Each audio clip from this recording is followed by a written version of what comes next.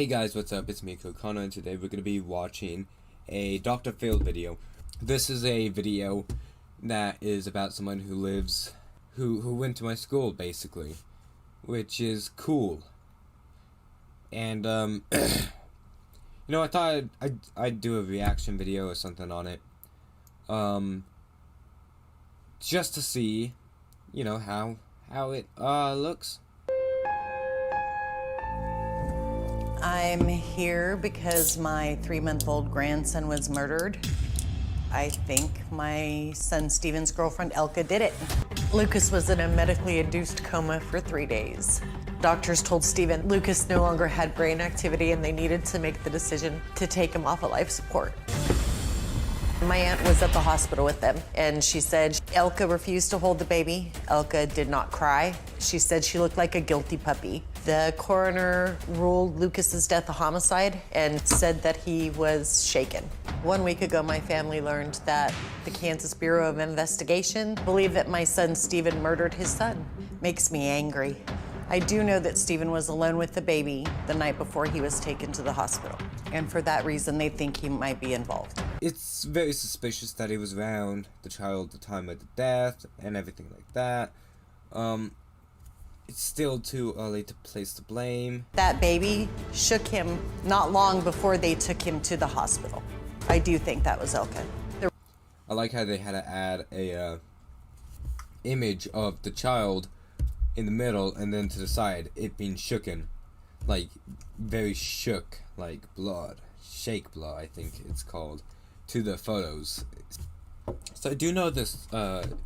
She did go to my school, which is surprising. Anytime someone goes to your school and something happens, and it's huge like this, you're like, whoa, poggers, something like that, you know. Holy crap, something big happened. And she didn't want Steven to know. He's going to take the fall for her if she doesn't step up and tell the truth. So I don't really like the lady in the story already, because she seems she's accusing her like hardcore. She's just going on it. She fully believes that this woman killed her child. Which who knows yet. Well, Melissa, I'm glad to meet you, but sorry for the circumstances. Same. And I'm very sorry for your loss. Thank you. It's a feeling I wouldn't wish on anybody. It broke me. There's something. I'm not the same person I was a year ago. And how did you find out about it? Elke had called and sent me a message on Facebook Messenger. It said she had the baby in the ER. Your daughter? Steven. Why did you not call Steven? I tried. And Several he didn't times. answer. He didn't answer. If the person who's accused of killing can't get in contact with, but it's perfectly fine when she can't, like, you don't see the connection there? Like, if you can't get in contact with him, how is the woman supposed to get, Elke, how's she supposed to get in contact with her? I don't know, I just want to point things out. We're gonna keep going, though. Let's keep going, let's see what happens. Was off. So I sent my daughter, Devin, who just physically went in the house and got him up. So Devin went over and woke him up. And Correct. What did he say when she woke him up? I don't know. All of those things, yeah. I don't think she didn't. You know, when you have a baby, it's just everybody's happy, and That's not true. Not everybody's happy, especially the mother. The mother has to deal with the child. If you ever seen someone who just like had a child, they might be happy in the ER like this. Like, she looks happy, right?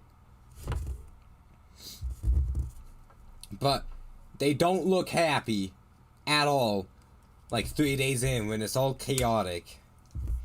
Having a child's tough. They're not going to be happy all the time. Not everyone's going to have the same experience as you. Just going to say that now. she just was not. I remember her saying things like, the next one.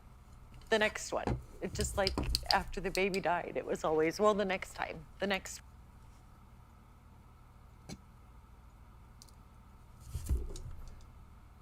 I can't justify that for anyone. Yeah, that's pretty bad. because she's 4.5 months pregnant now. She is.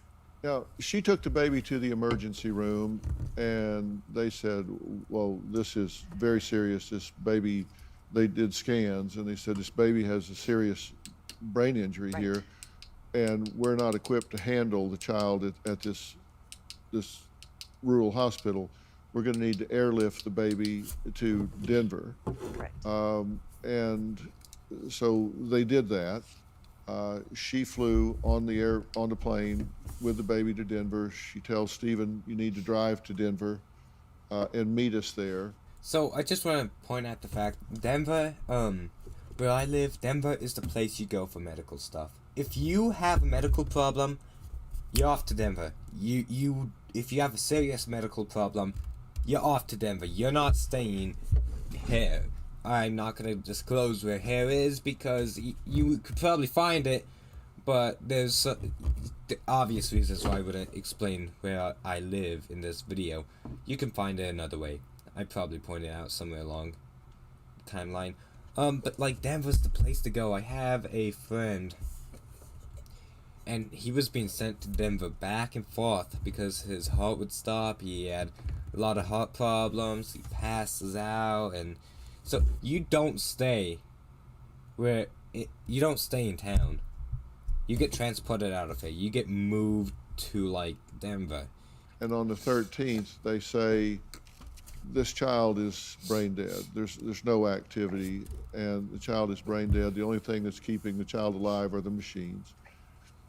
And they make the very hard decision to turn the machines off and let the baby pass because there's just virtually no hope. Right. Devastating injuries to the brain. Right. I assume at that point, difficult decision for the parents, that they were very distraught, emotional, upset. Were you there? I was not. Stephen called and told me that they had to make that decision. And how was he emotionally? He was not okay. He was, I don't even think distraught is the word. Was he crying? He was crying. He was crying. And I just told him I'm coming, right now. I'm leaving. And I did. It took me 10 minutes to throw some things in a duffel bag, and I was on my way. And so he was sobbing and just inconsolable. He was inconsolable, yeah. How about Elke? I didn't speak with her. I mean, Were you at the funeral? Absolutely, yes. And how was Stephen at the funeral? Inconsolable. And Elke? Not a tear. Not a tear. How was she afterwards? She seemed relieved. I feel like there should be some reaction, even at a funeral, for your child. I don't feel like there's a good excuse for not, at least shedding a tear. I mean, that's something you created, even if it was only 3 months old, saying stuff like, oh, maybe next time, or something like that, that's, yeah, that's not good. On Mother's Day, Elke and Lucas went over to her parents' house. So I had Lucas. I just want to say, that's not what Kansas looks like. That is not at all what Kansas looks like. Oh my god. I mean, maybe in some areas, but in the area she, lives in, no, far from it. He was acting like his normal self when I left. Lucas wasn't very interested in eating, and he had been put down for a nap around 7 o'clock. I came home from my mother's around 8 o'clock. As far as I know, he was still sleeping in his bassinet. I went in there to go check on him, and he was grunting and stuff, and I asked Stephen to come look at him. He was just going, ugh. He told me if he looked the same way that next morning to go take him to the hospital. I was the last person to see him that night. We got up around 7:30. He didn't look like his normal self. He wouldn't eat. He was still grunting. I took him to the hospital. When I woke up, Elke had already taken Lucas to the hospital. They did an MRI. They found out about the brain injury. Someone had to have shaken Lucas because there's no other way those injuries could have happened. They told us the best thing we could do is take him off the life support. When they took him off, I actually held him as he passed away. It was probably the hardest thing I'll ever have to do in my life. About a week ago is when I found out that I was their prime suspect. The coroner's report says that it had to have happened when I was alone with Lucas in that time frame of 3 to 8 o'clock. Well, were you surprised to wake up and find out that they were not home, that they in fact had gone to the hospital without you? No, I wasn't surprised, as me and Elke. So why is she just so stiff doing this? I guess I don't understand. But she just seems stiff. Like, look at her. It seems odd to me that a mother would wake up and find her infant son in distress to the point that she needed to take him to the hospital and not wake up his father to participate in that. What did you think was wrong with Lucas when you were making all these preparations to go to the hospital? I wasn't too sure because Elke only gave me a brief explanation of what they were saying.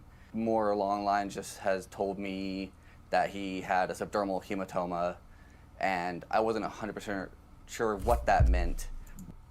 So I can see in the background that there's actually some kind of plaque. And I think that's the child. Maybe.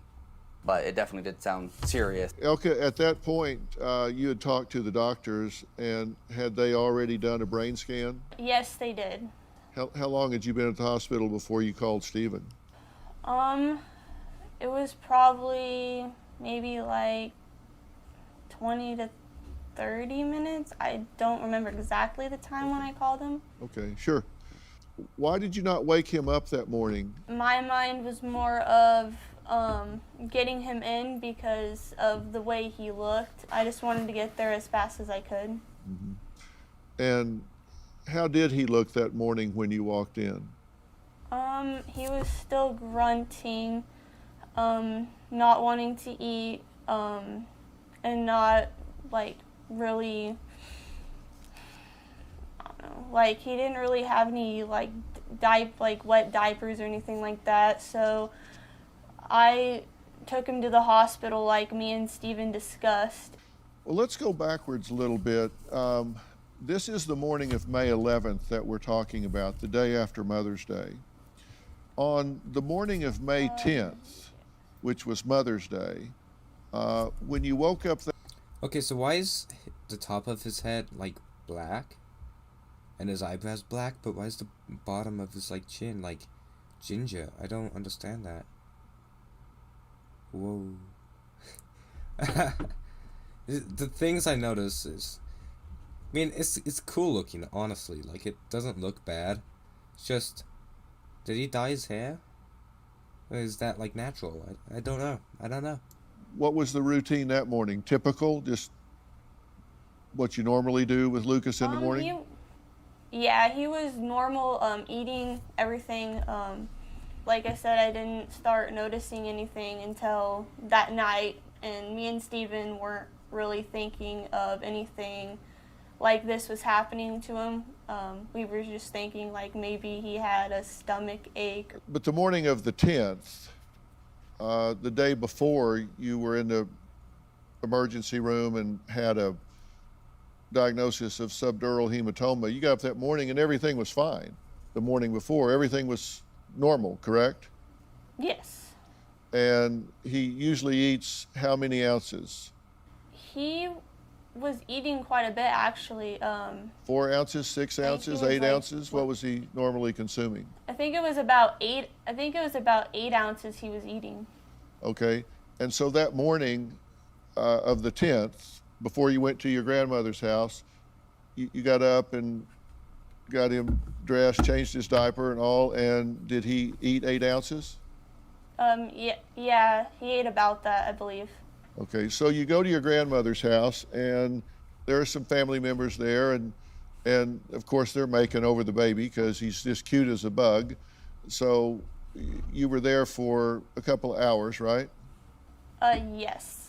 Okay, Correct. and How was Lucas then? He seemed fine. I didn't notice anything wrong with him. Even about 2 in the afternoon, he was fine. 6 hours later, you come home, and he's not fine. Stephen, what did you and Elkes see at 8 o'clock when you went in to check on him? He was making these small grunting noises, not having any interest in taking a bottle that she tried and both I tried as well to get him to eat.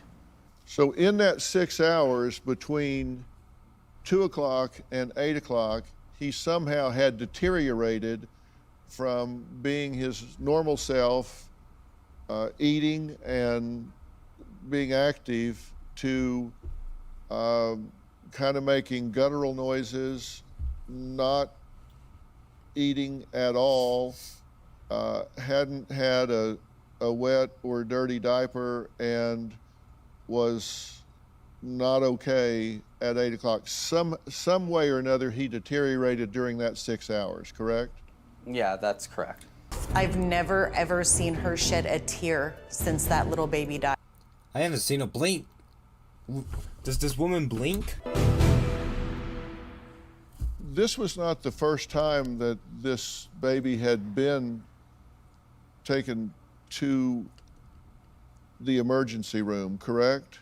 Yes, it was just to a pediatrician and then to a second one in a town close by for a second opinion on an issue we were dealing with. The medical records that you provided us, thank you very much for that, by the way,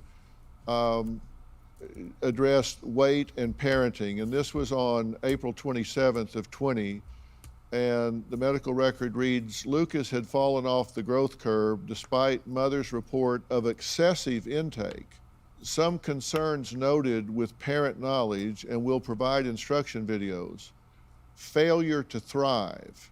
Parents may need additional support. Mother noted to have some needs with care of the child, and we will make referral to the Department of Child Family Services for this assistance. Not clear why DCF was involved, as based on our scale here today, he has averaged more than a half an ounce a day since birth, does not appear to have any signs of trauma, and is bonding well with father. So they didn't see it the same way when you got a second opinion, correct? That is correct. They didn't see it the same way. The doctor I took him to in the town said they couldn't understand why they were saying he was failure to thrive. She did say that he was a little under his curve, but he was perfectly healthy. Right. Differential diagnosis consideration includes, but is not limited to, non-accidental trauma. Concern because patient has a bruise along his left mandible. This is along the jawline. Bulging fontanel, disconjugate gaze. Now, according to the mother, the child was eating his normal 4 ounces about every 4 hours yesterday, and after 7 p.m., 15 hours prior to arrival, the patient stopped any further oral intake. Now, you mentioned somewhere in here that there was mention of the child having rib injuries. Stephen, who told you that? It was the doctors at our emergency room who had told us that once I had arrived after Elke had taken him that morning, that he had healing fractures on his ribs, but that they were a couple weeks old. May have done something that she regrets? I don't think so, as looking back on how I saw her when she was with Lucas, she was always incredibly patient and loving and caring to him. I'm a father, and we've raised 2 boys from infancy to adulthood, and I can tell you that there is no theory under which the mother of my children would ever wake up and one of them be so ill that they needed to go to the hospital and she not come to me immediately and say, our baby is sick, we need to take him to the hospital. COVID, no COVID, pandemic, quarantine, no, it would not matter. I'm sorry, I cannot wrap my head around why she did not wake you up and at least tell you, I'm taking our baby to the hospital.